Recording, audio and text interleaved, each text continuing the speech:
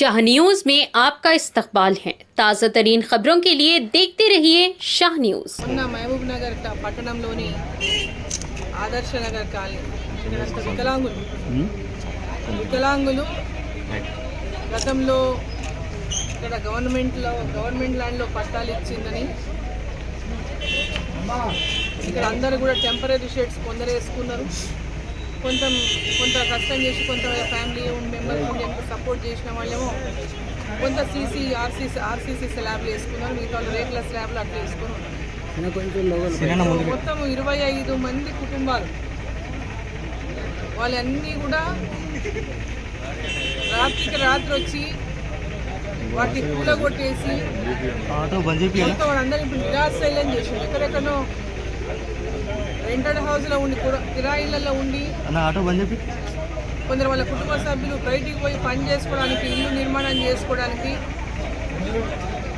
బతుకుదెరువు కోసం బయటికి పోయి పని చేసుకొని వచ్చి ఆ పనులు చేసుకొని వచ్చిన దాంతో కొంత కట్టుకుంటూ పోతున్నటువంటి పరిస్థితి చూసినాం. చాలా ఇప్పుడు కొందరు టెంపరీగా రేకులు వేసుకున్నటువంటి పరిస్థితి చూసినాం.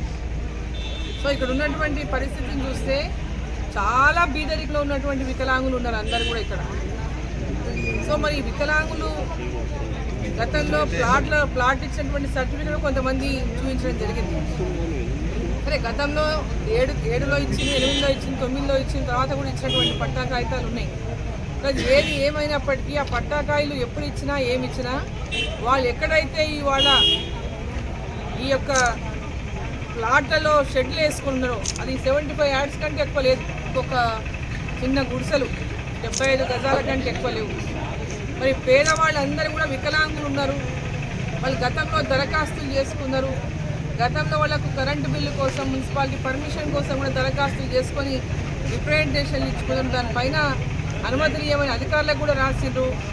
సో ఇవన్నీ ఏమి ఎక్కడ ఉన్నప్పటికీ కూడా నేను ఒకటే డిమాండ్ చేస్తా ఉన్నా, జిల్లా కలెక్టర్ గారు ఇతర అధికారులందరూ కూడా దీని మీద ప్రత్యేకమైనటువంటి శ్రద్ధ పెట్టి వీళ్ళందరికీ కూడా ఈ పట్టాలను పర్మనెంట్గా ఇచ్చి, దీంట్లో మధ్యలో దళారులు అమ్ముకున్నారు, వాళ్ళకి ఇచ్చిండ్రు, వీళ్ళకి ఇచ్చి ఎన్నో రకాల ఆరోపణలు కొంతమంది బయట చేస్తున్నప్పటికీ కూడా ఏది ఏమైనప్పటికీ వీళ్ళంతా కూడా ఎలాంటి ఆధారం లేనటువంటి వాళ్ళు, వీళ్ళందరూ కూడా కంప్లీట్గా ఎలాంటి అంటే ఒక భూమి లేని వాళ్ళు, ఒక ఇల్లు లేనటువంటి వాళ్ళు.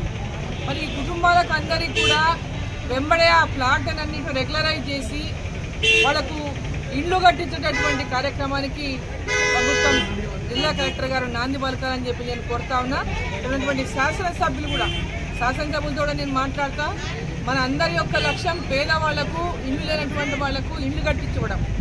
ప్రధానమంత్రి నరేంద్ర మోదీ గారు ప్రధానమంత్రి ఆవాస్ యోజన కింద, అదేవిధంగా ఈ రాష్ట్ర ప్రభుత్వం మరి పేదవాళ్లకు ఇల్లు నిర్మాణానికి 5 లక్షలు ఇస్తామని చెప్పినటువంటి నేపథ్యంలో ఫస్ట్ ప్రయారిటీగా ఇటువంటి ఎలాంటి ఆసరా లేనటువంటి వాళ్ళు, ఎలాంటి గూడు లేనటువంటి వాళ్ళు ఇమ్మీడియట్గా వీళ్ళకి అందరికీ కూడా ఆ పట్టాలను రెగ్యులరైజ్ చేసి వాళ్ళకి అక్కడనే ఇల్లు శాంక్షన్ చేసి ఇల్లు కట్టియాలని చెప్పి నేను సందర్భంగా నేను కోరుతా ఉన్నా.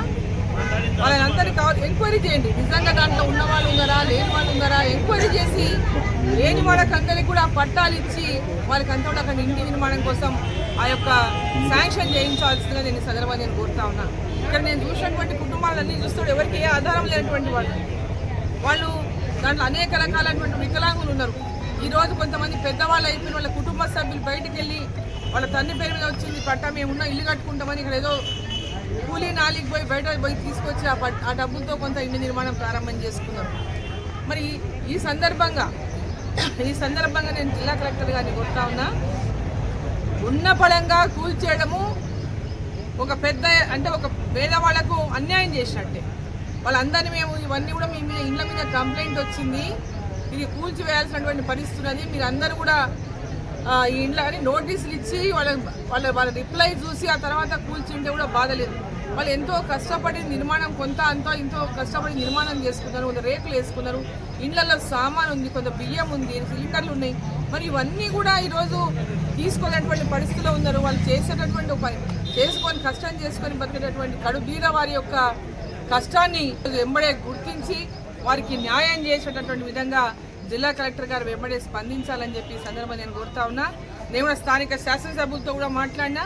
ఎట్టి పరిస్థితుల్లో ఇలా ఉన్నటువంటి బీద వాళ్ళకందరికీ ఈ పట్టాలు 75 గజాలు ఉంది, ఆ పట్టాలను వారికి జెన్యున్గా ఉన్న వాళ్ళకందరికీ ఆ పట్టాలు ఇచ్చి వాళ్ళకి ఇంటి శాంక్షన్ కూడా చేసి ఎంబడే వాళ్ళ నిర్మాణం చేసుకునే విధంగా వారికి అందరికీ కూడా సహకరించేటటువంటి విధంగా అధికారులతో మరి మేము సమావేశం ఏర్పాటు చేయమని చెప్పి, ఎవరైతే ఇక్కడ జెన్యున్గా ఉన్నటువంటి అందరూ మీ దరఖాస్తులు ఇవ్వండి. ఎవరెవరైతే ఇక్కడ ఇండ్లు కూలిపోయి ఇప్పుడు కూలగొట్టి